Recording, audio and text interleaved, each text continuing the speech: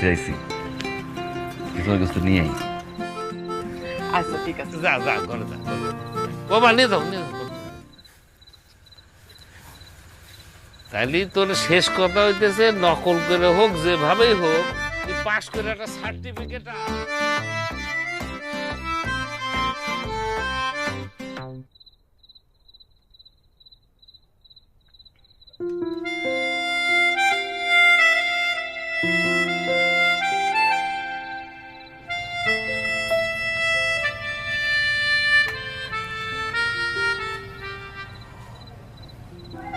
জানো, প্রতি বৃহস্পতিবার দিন আমার এই যে পিঠটা আছে না, এই পিঠটার উপরে